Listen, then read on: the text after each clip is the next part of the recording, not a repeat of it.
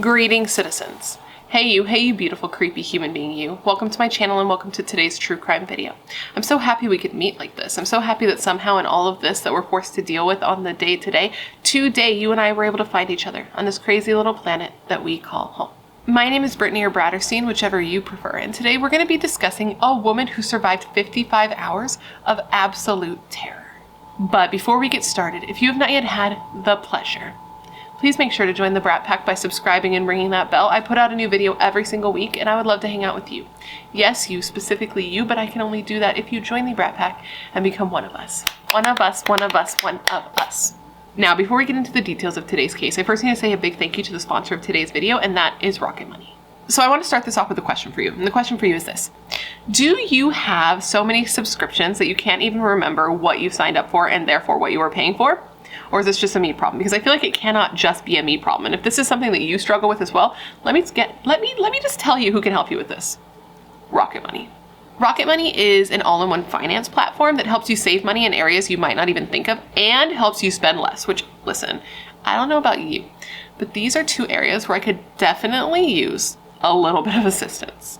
It has never been more important to me in my entire life to manage my money wisely because I have this new little baby, and I want to leave him and give him the most I possibly can in this life.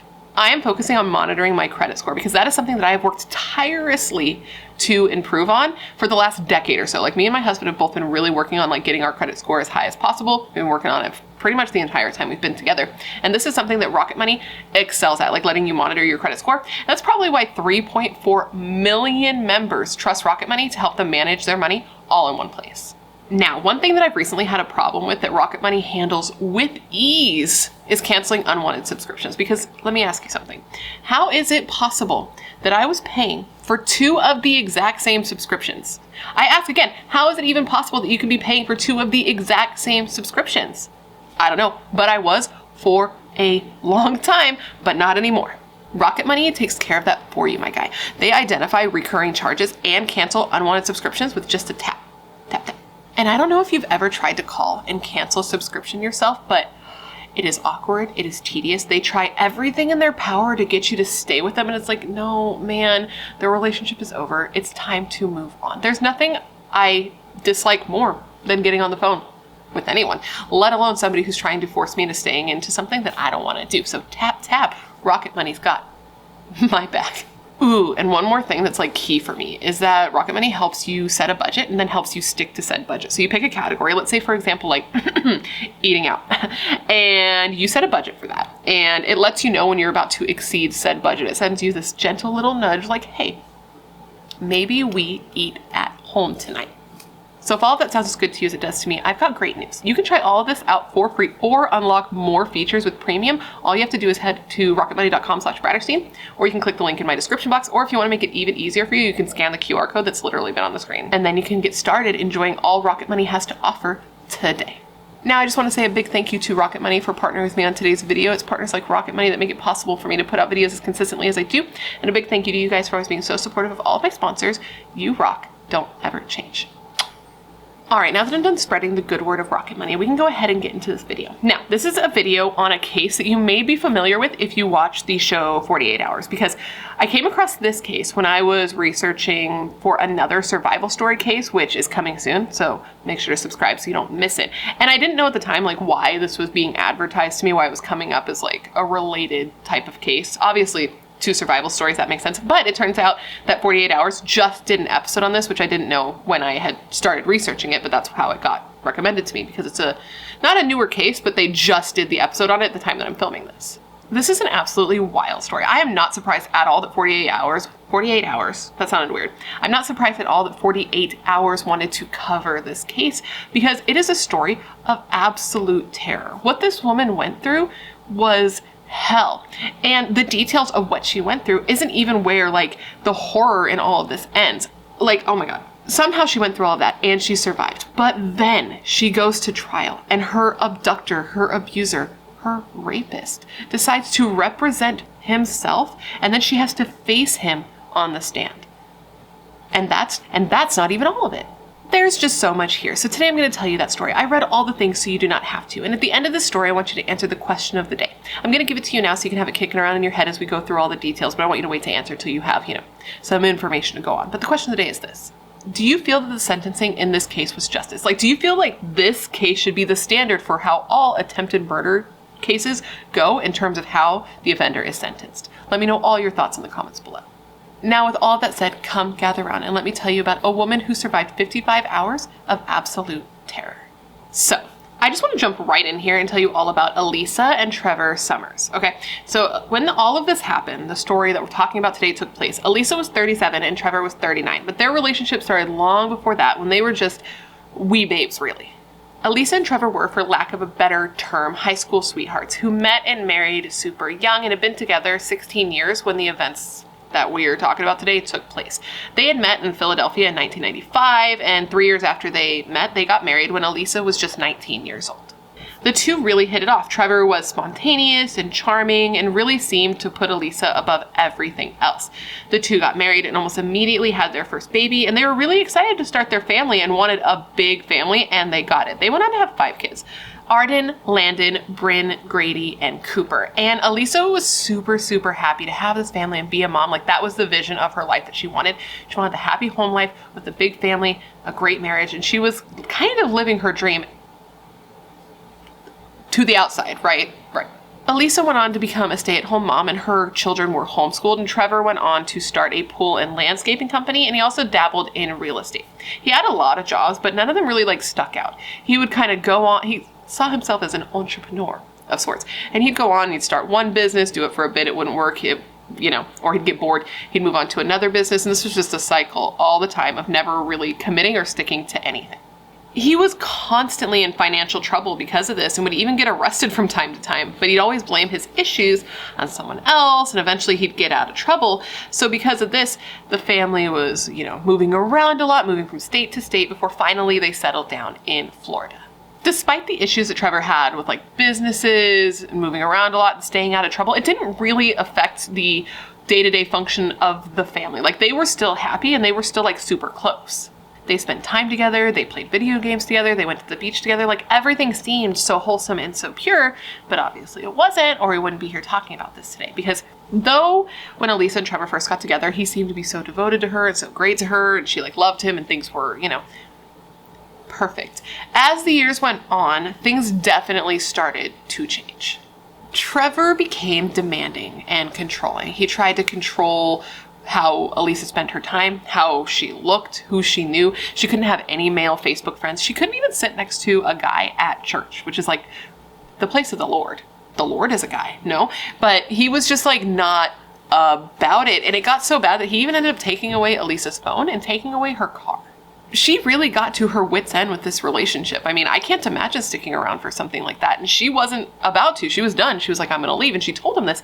And he freaked out and he convinced her to stay. But from there, things just got worse. You would think they'd get better for a bit, then get worse. No, it just got worse. He was on top of her, man. He got to the point that he kept her as a prisoner in their home, and he started staying home all day with her. He wouldn't even go to work. He would just sit there and watch her and be on top of her. And all the while she's like, oh, I made a mistake by sticking around for this. And she started planning to leave. So she was just waiting. And then finally one day he finally went, I'm going to say finally a lot, it sounds like. That's going to be the word of the day. He went to work. He was like, okay, I've been staying here staring at you, but now we kind of need some money because, food do be expensive. So he goes to work. And when he leaves, she calls a domestic abuse hotline to get some advice and see what sort of situation she's in and what she should do. So she told the person on the phone what her situation was. And they were like, oh, that's serious. And she's like, okay, so I should go. And they're like, this isn't verbatim, but basically oh, that's fucked up. You should probably get out of there. And she's like, oh, you're right, I should. So she decides that she's going to leave, and he comes home. She tells him this, and he's not happy. He fights with her. They get into it. He physically blocks her from leaving. It's a messy situation, but eventually she does get out of the house. She takes the kids with her, and she goes and stays with a friend, but he ends up finding out where she is and comes over constantly trying to convince her to come back. Finally, she ended up actually going to a shelter to get the help that she needed. And this really did help her. She was able to get out of the house in their relationship with Trevor. She was able to get her own place, get her own job, get her own car. She even started dating. But she couldn't cut Trevor out of her life completely because the two still had to see each other because they shared children together. So they had to see each other twice a week to do like a handoff of their kids. It was on one of these occasions that Alisa had to see Trevor that things went pretty shit for her.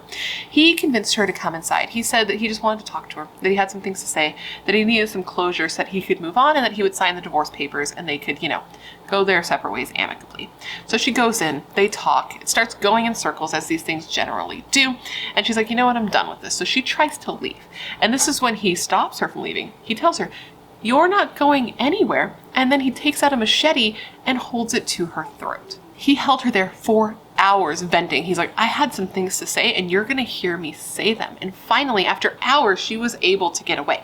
She was able to get out of the house when she told him, like, I won't call the cops. But of course, she did. She got out, she ran to like a gas station nearby, she called the cops, she reported what happened. But for whatever reason, an arrest was not made. The police basically said that it was a he said, she said situation. And this was because, Shyamalan twist, Trevor had gone to the courthouse and basically said that everything Alisa said was a lie. None of that happened. She made it all up, and it was just so messy. And police talked to both of them. And basically they said that because Alisa didn't have any marks on her, they couldn't confirm that this actually happened. So instead of making an arrest, they gave her a restraining order while they continued their investigation to see if anything had even happened. So he essentially got away with this, and he was now going to use this issue, this interaction with his ex-wife, as leverage to turn her children against her. He had already been wanting to do that, but now he had this arrest to use this evidence. He told his kids that their mom had lied about him, had tried to get him thrown in jail.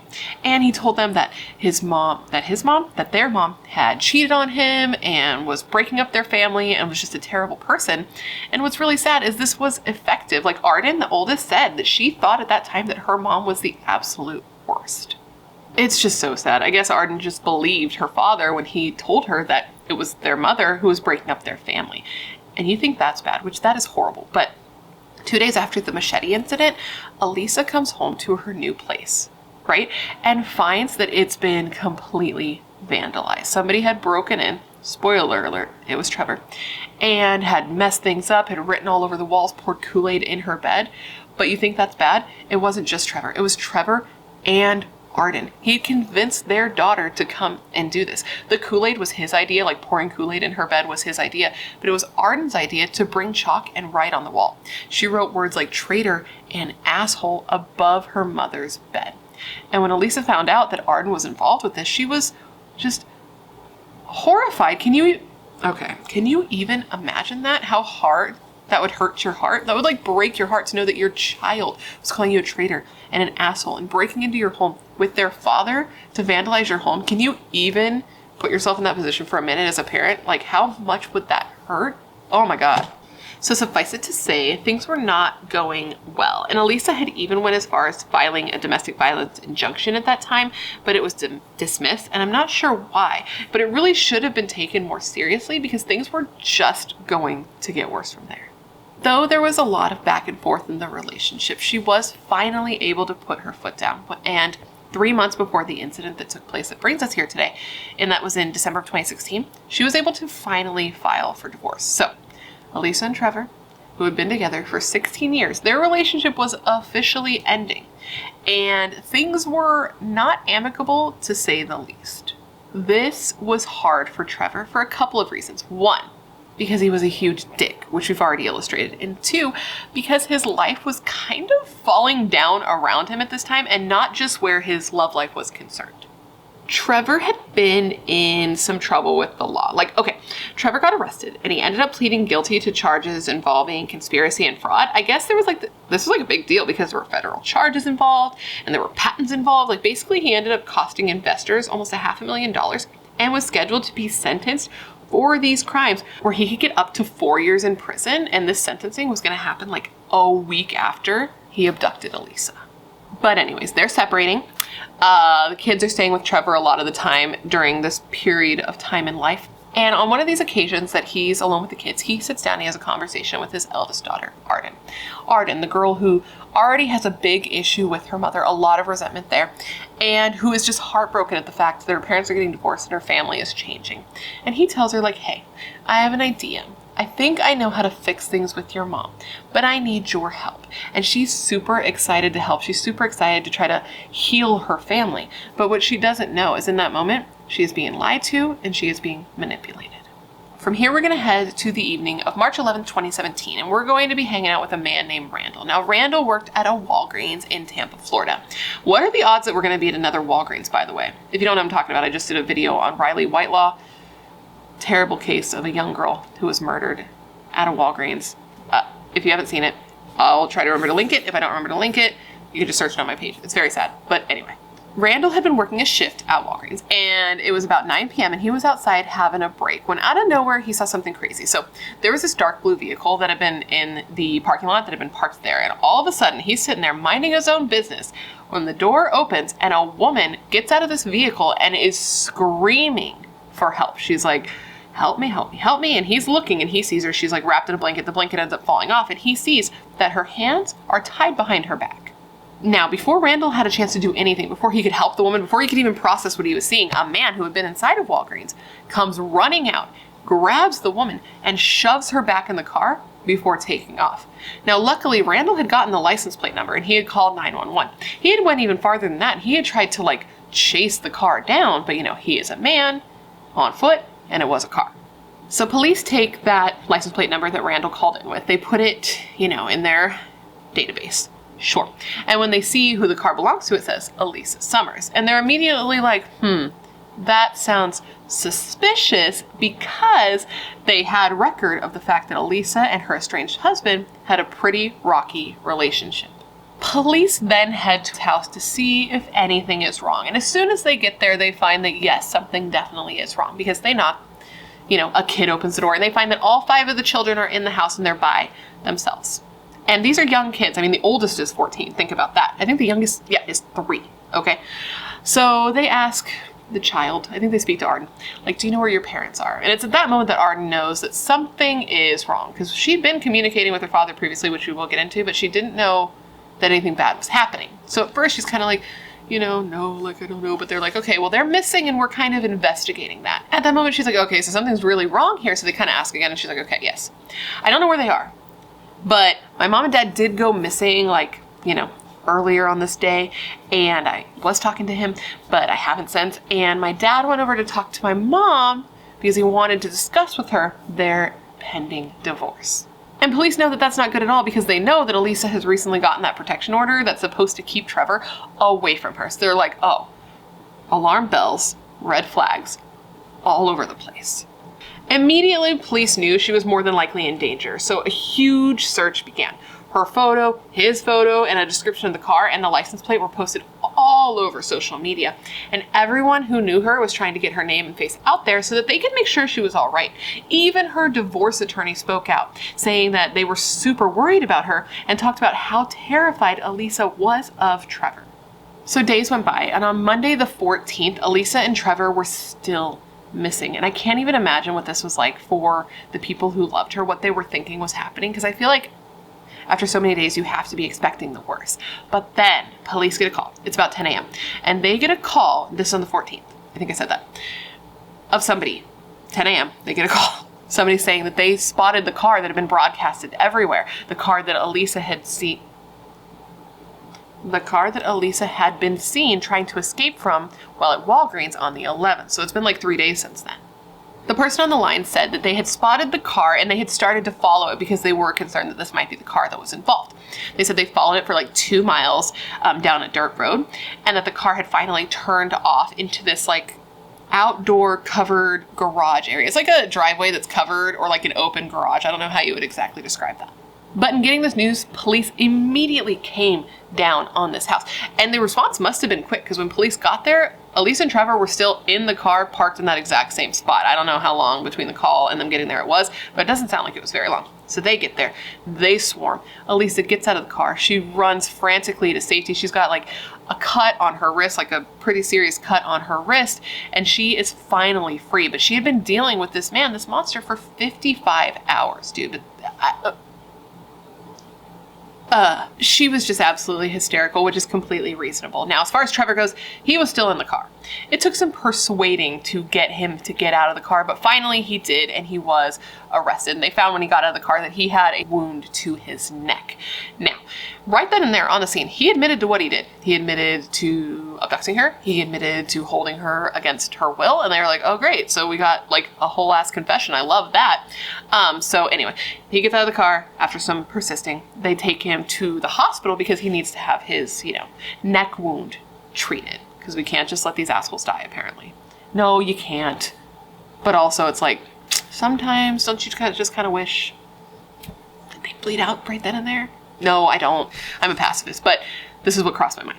So anyway, once he was able to be released from the hospital, once he was like, in stable condition, whatever, he was taken into custody, and police started to look into this case. But once they realized like what had actually happened during that time that Alisa was in captivity, and when they found out the details of how he ended up getting to her in the first place, it got even worse. So, Alisa and Trevor ending their relationship. And even though he could not move on, she was. So around the time that all of this happened, Alisa had just started a new relationship with a man named Jeffrey Mathewson, actually. And things were going pretty well. They were getting pretty serious. It was like, a good match. The two had even sat down with like the older of the two children and talked to them to see if they wanted to move in with them. Like that's how, secure this relationship was. And Trevor found out about this and he was not happy, right? He started to spiral because he wanted to save his relationship. He wanted Alisa back with him. He wanted her to be his. So he was mad about that. He was mad that she was moving on. He was mad that she had lied to him about it because she didn't tell him the truth about the fact that she was getting in a new relationship. But like, she doesn't have to because she's not in a relationship with you, bro. She doesn't have to tell you shit. From there, Trevor started to manipulate his kids. The two eldest kids were 14 and 12, and he would tell them how their mom was breaking up the family and dating a new man and causing the divorce, and would even have them like look into her bag to see if she was on birth control pills so he would know if she was, sexually active. He then convinced the two eldest kids to help him abduct their mother, but he didn't tell them that this is what they were helping him do. He told them that him and their mom were working on things. They were trying to fix the relationship. They were trying to get back together, and they were super close, but he just needed, to convince her a little more. So he asked his 14-year-old daughter, Arden, who lived with him at this point, by the way, to go and stay with Alisa. Okay, and to take the two little kids so it wouldn't just be her, to go and stay with Alisa, even though she didn't live there, so that while her mother was sleeping, she could unlock a window and let her father in the middle of the night. Yeah, and he also told her to make sure to let him know that her mom's boyfriend wasn't there because he didn't want him to be there at the time that this all took place. It's so messed up. He had a group chat with him, the 12-year-old and the 14-year-old, where they talked about this, where he was like having them help him. And it's super messed up because it was super shady. He even had his daughter save his name, Trevor, in her phone as Taylor so that her mom wouldn't know who she had been talking to all the time. Arden agreed to help. She was super close with her dad and very protective of him, and honestly a little mad at her mom because she didn't want her family to be gone, and she believed that this was going to help save her family and get her parents back together. So the arrangement of the night in question is that Alisa was at her home, which was in Valrico, Florida, Valrico. Let me know how to pronounce that because I know some of you know. You guys always got me with that. And Alisa was sleeping in her bed with her two youngest children. No, not her youngest, but two of her smaller children who were 5 and 7. And they had gone to bed at about 10 p.m. Arden was sleeping on the couch in the living room, and Arden had opened the window so that Trevor could come in. Just after midnight that night, Trevor leaves his home with his 12-year-old son. Now, if you're keeping track of the math, there's 5 kids. Arden, the 2 littles, they're at mom's. Trevor and the 1 kid, the 12-year-old, they leave together. So there's 1 kid that's missing, right? This is a 3-year-old child who was at Trevor's house, that he left home alone sleeping while he did this, by the way. I just feel like that needs to be said because I was like, are you fucking kidding me? Leaving a 3-year-old alone, it makes me want to vomit. It makes me so mad. But anyway, that's what he did. He leaves the house with the 12-year-old, leaving the 3-year-old alone sleeping in the fucking house, and drives over to a parking lot that's near Alisa's house. He parks there, and then him and the 12-year-old get out, and they walk to Alisa's home. It's just so sad, man, the way he manipulated his kids to help him do this. I think that's the part that like blows my mind the most because it's such an abuse of trust, right? Like Arden, the oldest, the one who freaking left the window open for him, helped him vandalize her mom's home, was so close with him. She said they had such a close, good relationship. And she said of the relationship, quote, "We would go out on little dates together, go out for dinners, just him and I." That night, Alisa woke up at 3 a.m. to the sensation of water drops hitting her on her face. Now, I couldn't find the source of this water. Like, I looked everywhere. I have to assume that it was raining that night, and that's what it was. It was like dripping off of, you know, like his stupid face or something. But I couldn't get clarity on this. But I need to tell you how she woke up, and if you're wondering, like, where'd the water come from? Your guess is as good as mine. Maybe it was raining that night, which makes it what happens actually somehow worse, but we'll get there. But she wakes up to water droplets on her face, and she's in like a super deep sleep when this happens, she says, and she opens her eyes and she kind of gets her bearings, and then she looks around and she sees this like dark form in her room that kind of backs away from her and up against the wall, and she freaks out and she's like, who's there, like screaming. And that's when she hears a voice that she recognizes that just tells her to calm down, and she knows right away that that's Trevor's voice.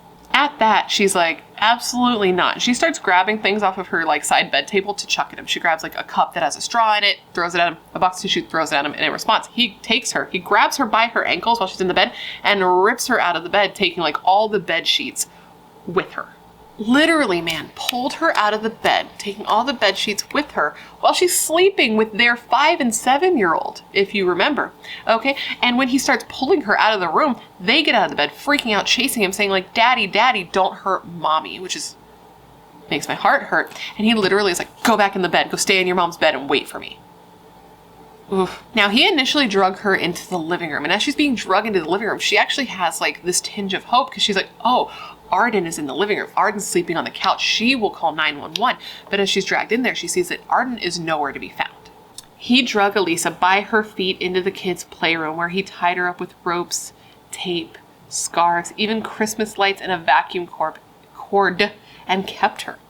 After some time, he texted his 14-year-old daughter, who had actually gone outside to wait with the 12-year-old, and told her to drive the car to the house and pick up the little kids because he needed more time with their mother. And even though Arden was nervous because she didn't know how to drive, she's 14 years old. The most driving experience she had was like driving, 5 miles an hour in the parking lot. Now she's going to make a 20-minute drive all the way back to like her dad's house. She does what he asks because he's like, listen, I need you to do this because I need you to get back to the house before the 3-year-old wakes up there alone.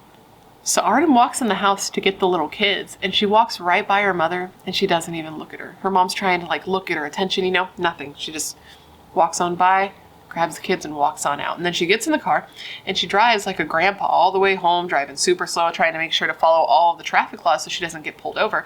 And all the while, her dad's texting her to make sure she's not driving too fast, which I have a couple issues with. One, why are you texting her? Because then she's going to text and drive, and that's irresponsible. I mean, of all the things you're doing, this is obviously not the worst one. But also, if it was a night that was raining, he's having his kid drive she's driving all of his little kids in this car, and she doesn't know how to drive, and it's nighttime, and it's so maddening to me. And can you imagine how scary this would be for Alisa? To be, you know what I mean? Like to be held there. She's like being held down by Trevor as her kids walk out together. And he tells her, which makes it even scarier, that not to worry. He wasn't alone in this abduction of her. His parents were involved. His parents were going to watch the kids so that the two of them could be alone and he could do whatever he wanted with her. So then the kids left, and Trevor took Alisa to the bedroom and he tied her to her bed. He hogtied her. He shoved a sock in her mouth. He wrapped a scarf around her head, and then he wrapped her body like a cocoon, she said, in nylon rope. He then tied her to the bed with the Christmas lights, and when she would wiggle herself loose, he'd tie her even tighter with more ropes. And during this time in captivity in the bedroom, he raped her twice, and he tried to murder her.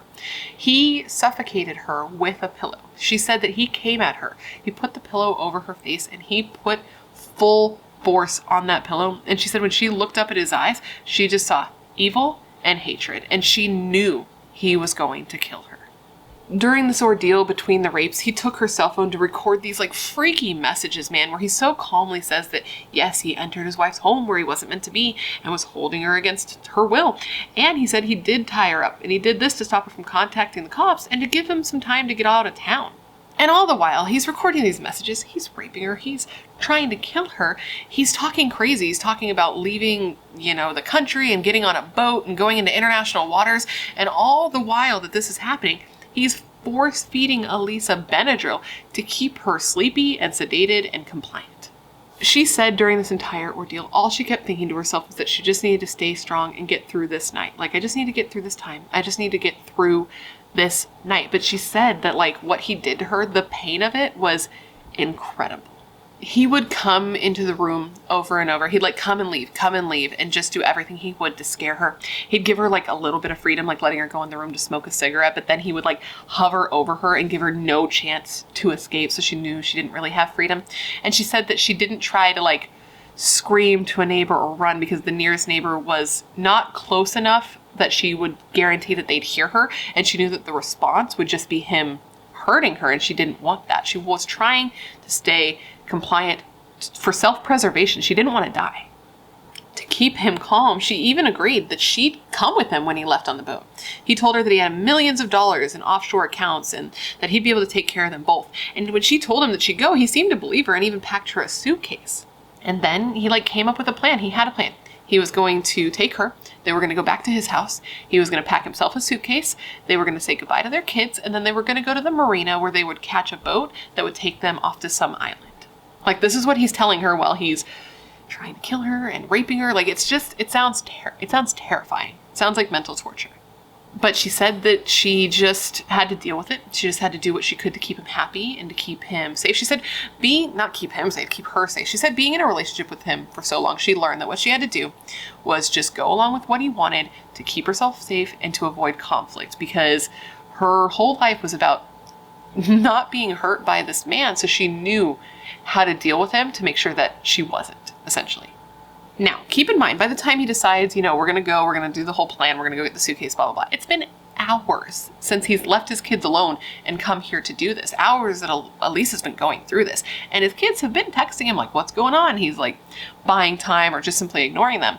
And finally, at about 8:30 p.m., he tells them, like, okay, we're going to be there soon. Don't you worry about that anymore. We're coming.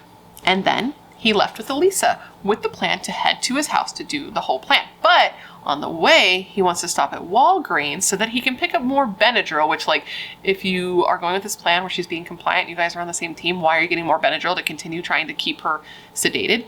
But that's what he did, and it was while at Walgreens that she tried to make her escape. So after this escape attempt, he's pissed. He's pissed for a couple of reasons. He's pissed because now he knows that they've been seen. He's pissed because it throws off his entire plan. He doesn't get to go to his house. He doesn't get to get a suitcase. He doesn't get to say goodbye to his kids. And he's pissed because he realizes that she's been lying to him. He thought she was serious about wanting to go with him and all this. And now he knows that she's just trying to, manipulate the situation so that she doesn't get killed by you. And he's pissed. So he drives for a bit before finally ending up in this, like, secluded area where he stops. He rips her out of the car, and she thinks at that moment, this is it. I'm going to die. He's going to kill me out here in the middle of nowhere, and no one's ever going to find my body because this is such a secluded place. Fortunately, though, this isn't what happens, but he does hurt her. He takes what we believe is a razor blade. She said she doesn't see it, but this is what was recovered later. It was a razor blade. And he slashes one of her wrists, and he tells her that this is what she gets for trying to escape. He later tried to claim that this cut on her wrist was an accident, but a letter that he wrote that was found after she was rescued read, quote, "She tried to escape once from her ties, and I cut her wrist once. I wanted her to leave town with me, which she originally agreed to, but changed her mind." After cutting her wrist, he took her back to the car. He tied her to the seat of the car, and he tied her wrists behind her back, one of which was slashed open and bleeding, and he just started to drive. And she said that while this was happening, she could feel the blood like pouring from her wrist, but she couldn't really do anything about it. All she could do was like kind of jam it up against her shirt and hope for the best. Finally, Trevor ends up pulling off, and he parks beneath a tree where they're going to stay for the night. Trevor goes right to sleep, snug as a bug and a rug. But Alisa doesn't. Of course she doesn't. She's terrified, she's traumatized, she's injured, she's looking out and she knows that there's no way she can escape, even though she's, in the middle of nowhere and he's asleep. She is in the middle of nowhere. She looks and the closest house she can see has this giant fence that she'd have to climb somehow with her hands tied behind her back. And she's not convinced that she could even get there to safety, even if she tried, without him waking up and catching her. So he, hung out, slept for a couple of hours, and then woke up and he realized, like, hey, I hurt her. Maybe I should do something about that. So he takes off like a piece of her shirt and he ties it around her wrist to kind of treat the wound. And then he turns on the radio and he starts listening because he wants to see if there's any reports of them, of the Walgreens thing or him abducting her, anything. But he listens for a while. He doesn't hear any reports on it. So he thinks that they're probably safe, at least for now. She said that the following days were much of the same. Like, all of the time that was spent, out of the house and in the car hiding out was pretty similar. He kept treating her the same way. He did rape her 2 more times. And their plan was just to, his plan that she was forced into was just to hide out like in the car in like the desert as long as they could. But they were running out of gas and they didn't have any food. So they did have to go into town, and there's like surveillance of this. They went to McDonald's to get some food. And during this time, while in public, she never saw an opportunity that she thought would be safe to try to get away. She said that they drove around for a while looking for the safe house that he said that there was, because he wanted to stay there to avoid the police before they could get on the boat and leave, because he told her that they needed to get to international waters, but they had to find the safe house first. But they were never able to find the safe house or this boat that he says existed. So this all sounds like nonsense to buy time, truly. During this time, though, he did make her feel for a bit that he was going to let her live. So basically, at one point he asked her, like, do you really want to go on this boat with me? And she took this opportunity to answer honestly, but like delicately. And she told him, like, I would rather stay home with the kids. And she was kind of waiting to see what his reaction would be. And he did surprise her by being like, you're right. Like, you probably should stay. The kids need a parent and it should be you. She was stoked. She really thought that she was going to be okay. And then he even went as far as to say that he would write letters saying that, like, all of this was done voluntarily by him, that she had nothing to do with it, and that he was going to leave everything he owned to her. He wrote a confession letter. He admitted what he had done and said that he was leaving and Alisa could have everything that was his. She could have his car, his money, his home, and sole custody of the kids.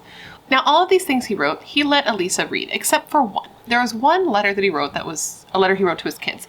And he said that, like, this was private, that she didn't need to read this was just between him and them. But this letter, when it was read later by police, and then by her, and then in court, it showed that he really didn't have the intention of letting Alisa live, even though he had made her feel this way, right?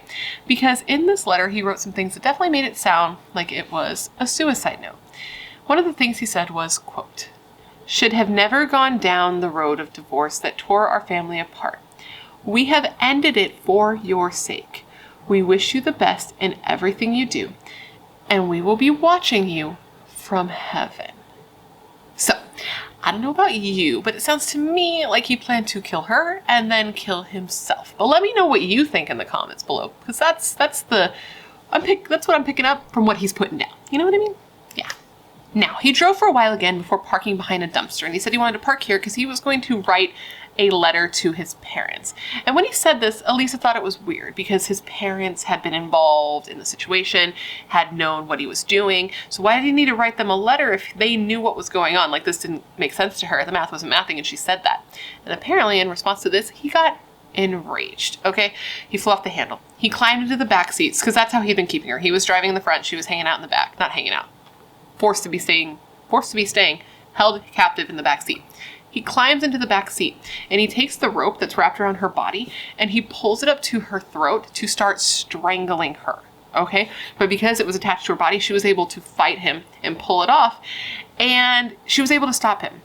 And part of that was her strength, and part of that was just really lucky timing, because it was at this point that he saw a car that seemed like it was lurking around a little bit and seemed like it might have been following them. So he's like, oh, we gotta go, because he thinks it's an undercover cop, because he's paranoid by this point because of all the bullshit that he's doing. So he climbs back in the front seat. He starts driving, the car keeps following him, and the key pulls in to this covered garage. Once parked under that garage, he transfers to the passenger seat because he wants to make sure that Alisa has a good view of him. He takes that razor blade that he had and he starts cutting his own throat in front of her, saying, "This is what love is. This is what I'm doing for you, and you don't even deserve it. She's screaming, she's freaking out, she's begging him to stop. And she says that this experience, him doing that, all the blood, was so traumatizing for her. Which I can't even imagine. This man that you loved once, even if you hated him, he's cutting his own throat, saying he's doing it because he loves you and that you don't deserve it. Like, can you? No. But fortunately, she's saved. This is when police swarmed them. They open the door, they rip her from the car. She runs to safety and she immediately starts getting medical attention. And while getting that medical attention, she starts telling them the whole story. And all of that already sounds so awful, right? Well, it's just gonna get worse from here. After Trevor was arrested, his and Alisa's kids were taken and they were put into state care. Like, why they didn't just go back to Alisa, I do not understand, because that seems so heartbreaking and traumatizing. After everything you went through, now your kids are taken away, and she had to like go to court to petition to get custody back, and that is already super traumatizing. But on top of that, Trevor is managing to hurt her even from behind bars because he submits a petition to get full custody. Of course, this was denied, but to go through all of that after everything you just went through, I cannot imagine how this woman stayed so strong. Now, I don't know why he did this petition. I don't know if he was delusional, if he really thought he'd get out or what, because he didn't even get bond. Like, the judge was like, no, dog, you're not getting out. It's going to be a no for me, dog. And at the bond hearing, Alisa actually went. She said that she needed to go there. She needed to be in person. She needed to see with her own eyes that he was there and that he wasn't going to get bond and that she was going to be safe. After that hearing, though, or it might have been before that hearing, I think it was after, she did speak to reporters, though. So there are some interviews with her that you can see. And she told the reporters, like, people need to take domestic violence situations more seriously. And then she like kind of spoke to like the camera, I guess, to the woman watching her, saying like, if you are in a similar situation, this is serious. You are in a serious situation. Because I think so often women like downplay the situation that they're in. They're like, you know, it could be worse. He's not that bad. Or, you know, there's a lot of other reasons. They're just too terrified. There's too much to it. But she's like, listen, this is real. You need to try to get yourself help because look at where you could be, kind of thing. And Trevor continued to be a menace to her even while he was in prison. He was told by the court, like, you are not allowed to speak to your wife. You are not allowed to speak to your kids. But he would do everything in his power to do just that. Like, apparently when people would come and visit with him, like visit him in jail, he would give them notes to give to his kids. And like, the court found out about this and they weren't happy about it. And Alisa obviously wasn't happy about it because even in jail, he was able to weasel his way out and into her life. Now, one thing that did happen while awaiting trial that was good for Alisa is the divorce between her and Trevor became finalized. She was able to finally, you know, be divorced from him, and she even went on to get married to Jeffrey Mathewson, making her last name Mathewson, getting rid of her ex-husband's last name of Summers and officially severing herself from him as much as she possibly could. And he, during this time, was just sitting in jail waiting for his trial to begin, but he seemed to be doing everything he could to push that out as long as possible. He kept firing his attorneys and getting extensions, and he was just a pain in the ass. He even went to the court and tried to complain that the guards in the jail were picking on him, and it was like cruel and unusual punishment, but the judge was like, nah. And it even got to the point that Alisa spoke out, like, to the press, like, what the hell is taking so long, bro? Direct quote. Not really, but her direct quote was, and I quote, "As a victim of Mr. Summers' crimes, I think it's important for the court to understand the ordeal that myself and my children continue to endure at the hands of the defendant, which leaves us without closure that we deserve. No one can fully understand what a victim of a crime like this goes through unless they themselves have experienced it." And then she added, quote, "Stop it. Stop the antics. Allow us to have the healing we deserve." Anyways, 5 years after the attack on Alisa, after his, antics and his delays, and after COVID delays, a trial finally began in Tampa, Florida, and it was with a jury of all men. Now, Trevor flip-flopped a lot while we led up to the trial. He went through several attorneys, firing them, as I said, and he even considered representing himself, but after speaking to the judge, he found that that might not be the best course of action for himself, so he ended up getting an attorney to represent him, right before the trial took place. He made that call, right before the trial started. The prosecution had a strong opening statement. They told the entire story, basically, of what Alisa had gone through, and told the jury that, Alisa truly believed that she was going to be killed during the time that she spent with Trevor Summers. During the abduction and being held hostage, she thought she was going to die, and that he proved her fears to be true when he tried to kill her not once, but twice. The defense was a shit show. His attorney at the time of opening statements, because he gets fired too, but we'll get there, said that the jury was going to leave with a, quote, feeling of despair in hearing this very tragic story about a family that fell apart, end quote. He also added that the prosecution's whole story about what happened was more of a theory than fact, which is weird because it seems like maybe Alisa gave them these details since she actually, lived through it, but, go off. But he said that the facts don't line up with what they are saying happened. He he implied that Alisa was not held hostage. She was not held against her will. And this was proven because there was video surveillance of her at McDonald's with him during this time. And she wasn't trying to get away or anything. So obviously she was there voluntarily. And I mean, that's one way to look at it, I guess. But another way to look at it could be that this is a beaten and abused woman who's doing anything and everything she can to keep herself alive after she's been terrorized for hours, after her ex-husband broke into her house, tied her up, raped her, and tried to kill her. But go off, defense attorney. Now, all of that sounds real bad, right? Real awful. Well, I have one more horrible thing to throw at you to ruin your day, as Better Off Red would say.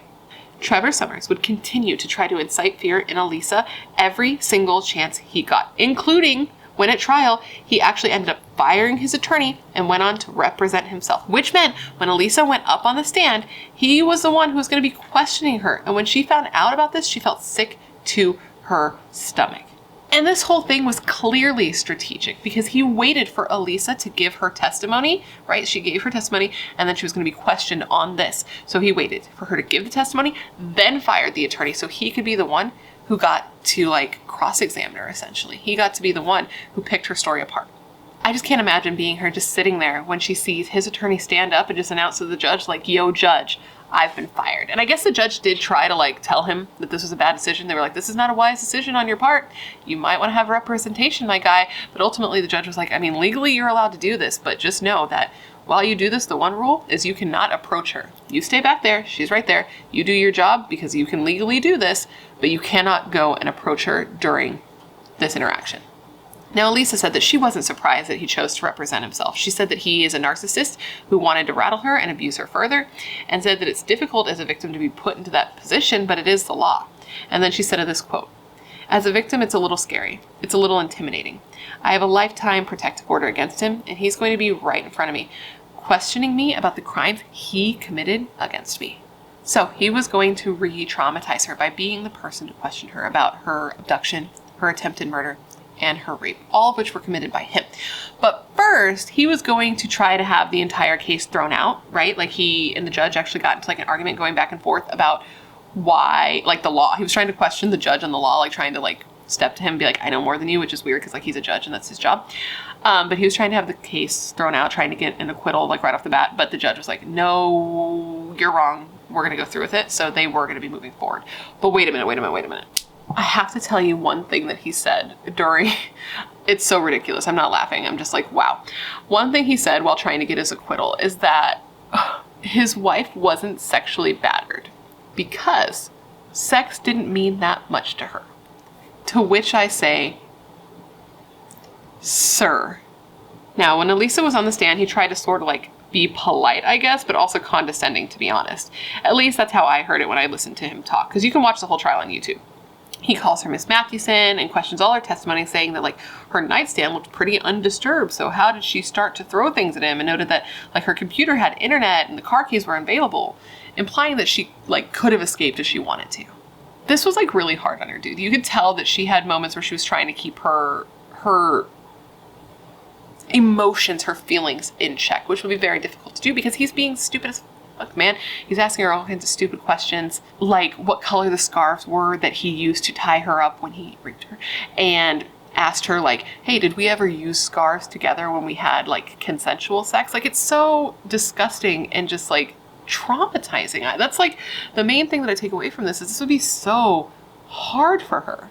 He then asked her, what did we talk about during all those hours together if you were, against your will kind of thing? And she was like, you just talked nonsense. You just spoke incoherent nonsense to me nonstop because you can ramble on about nothing for hours. And you could tell that she was getting so upset.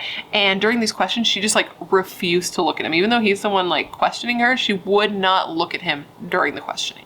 He then started to question her about the rape. And this is when she got very upset, and you could clearly see it. And it's like, I know that you're allowed legally to represent yourself, but it just feels like, should this be allowed when it comes to this sort of situation? Because it's so horrible. It's so hard to watch. It's violating her twice is what it is doing. And so he questions her and he's like, well, did I force you? And she was like, yes. And every question he asked her, she got a little louder. She's like, yes, you broke into my house. You tied me up. You forced me to have sex with you. And he was like, but did I hold you down? Did I push you? Did I physically force you? And this is when she started to raise her voice. And she was like, my answer is yes. You forced me to have sex with you. You raped me. What you did to me is the definition of rape. He then goes on to question her about the first time he tried to kill her by smothering her with the pillow. And he was like, how did you know that I was going to kill you? How did you know what was in my heart? To which I say, what kind of question is that? Like, what kind of question is that? How could anyone know the answer to that question? He was like, that was your feeling. That was your thought. You can't prove that that was my intention. She was like, well, no, I can't. But like, okay, it could be argued that every single person who's ever been murdered and or attempted to be murdered couldn't know that that was the person's intention unless they, spilled out exposition all over the place, like at the end of a Scream movie where they're like, this is what I'm doing and this is why. Like, what? It made me so frustrated because no one can know your intention, but it's pretty clear that your intention was to kill her when you smother her to unconsciousness with a pillow and try to strangle her with a rope, my guy. He then tried to imply that she wasn't tied up and was able to move around and do what she wanted, and he implied that that's why he was in the passenger seat when he slit his throat. And she was like, you moved into the passenger seat to make sure that I could see you while you cut your throat and said crazy things like I lay down my life for you and you do not deserve it. And he responded to this with, was I mad at you? There were plenty of witnesses for the state that really helped strengthen their case. Russell from Walgreens testified, two of the smaller kids testified the bits and pieces that they remembered, and Arden, the oldest daughter, who was 14 at the time, but 19 when the trial finally took place, she testified as well, and this poor girl hadn't spoken to her father at all since this took place, and now the man who lied to her and manipulated her to try to kill her mother was going to be the person questioning her. She said of her father, quote, this was a man I trusted. This is a man who I thought could do no wrong. And just to know that he used me to do what he wanted to do hurts more than anything. And then to have the first time you talk to him again be him questioning you during the trial for attempted murder on your mother is so sad and so traumatizing. Now, of course, he questioned everybody, but he didn't take the stand himself, which would have been like an awkward thing anyway, because he would have sat like in the chair and just told his story in like narrative form, because it's not like he can sit and question himself. What's he gonna do, like run back and forth? That would be really weird. But he declined anyway. He didn't want to take the stand.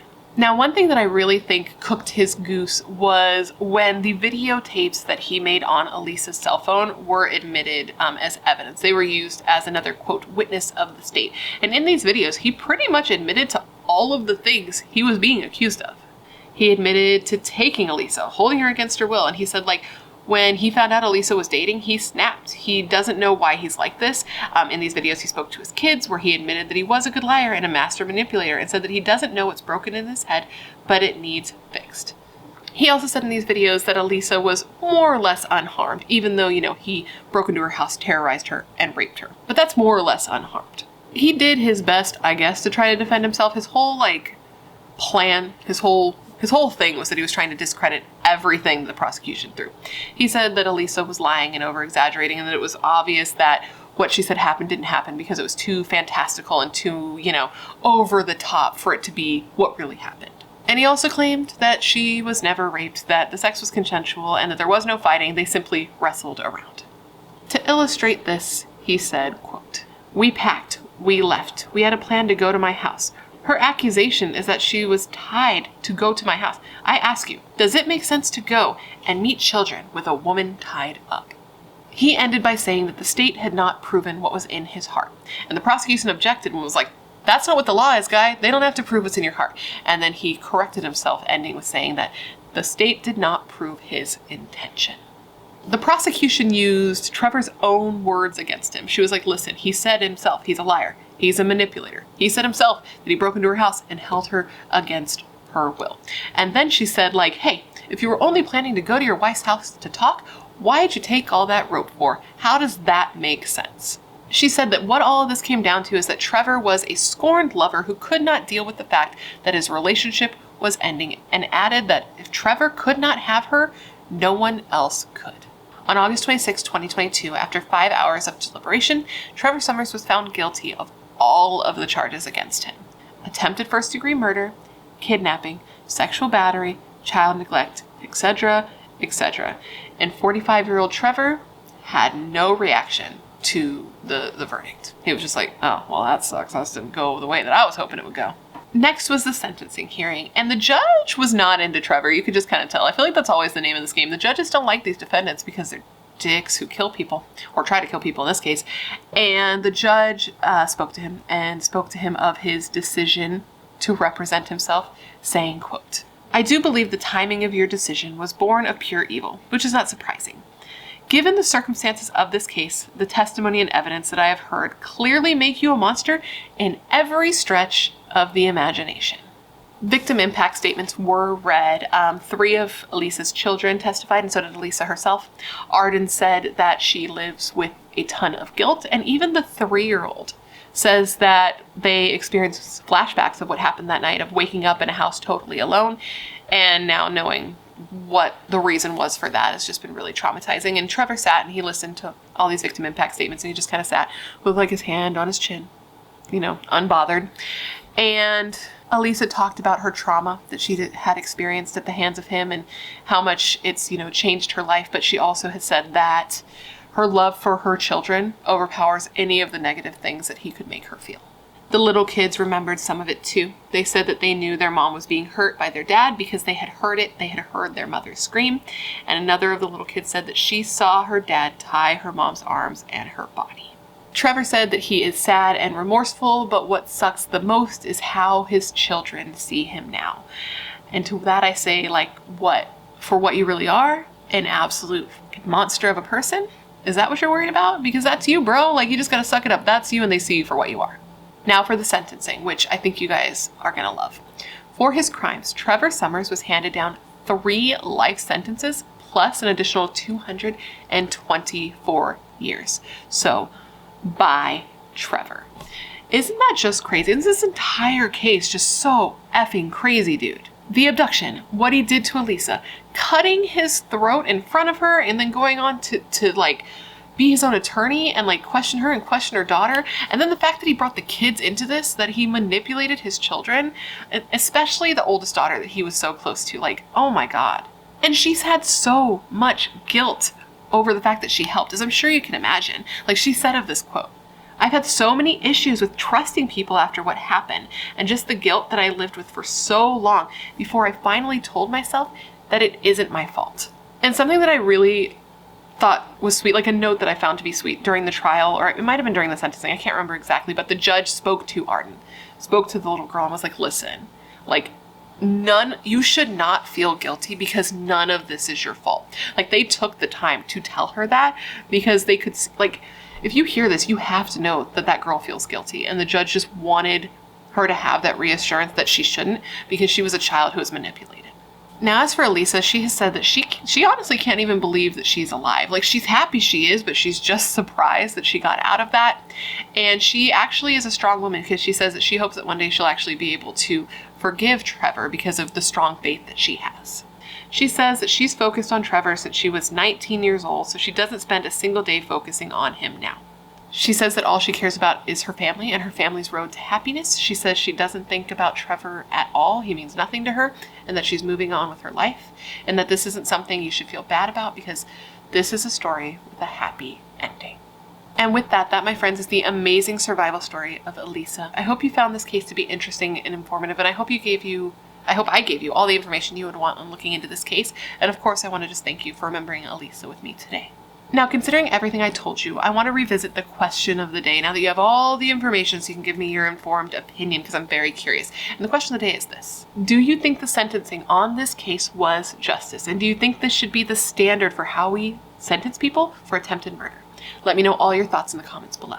Anyways, guys, before you leave, please don't forget to leave me a comment down below with a case suggestion of anything you'd like to see me cover in the future. I'd love to have some more suggestions of survival stories because I really want to incorporate more of those, because I feel like so many of us, if you are like me and you very much consume true crime, even prior to me having a channel, like I consume so much of it, I think it's important to sometimes see that not everything and everyone is going to kill you. You know what I mean? Like, it's just, it can get to you. It's true, it can. So let me know what you want to see me cover. As you know, I have a long list of cases. Whenever you put a case, I put your name next to it on my list. I have a long list of cases. And anytime you leave me a suggestion, I put your case on the list with your name next to it. So if I cover it, I can give you a shout out because I know you're filled with good ideas and good taste. Otherwise you would not be here. That went poorly, but I'm going to leave it because we all human here. Baby! If you haven't already, please don't forget to join the Brat Pack by subscribing and ringing the bell. I put out a new video every single week, and I'd love to hang out with you. Yes, you, specifically you.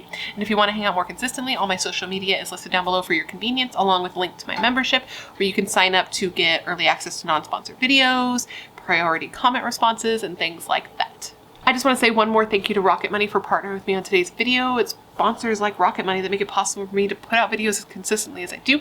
And a big thank you to you guys for always being so supportive of all my sponsors. You rock, don't ever change. And now with all of that said, I just want to thank you for being here when you could literally be anywhere else in the world.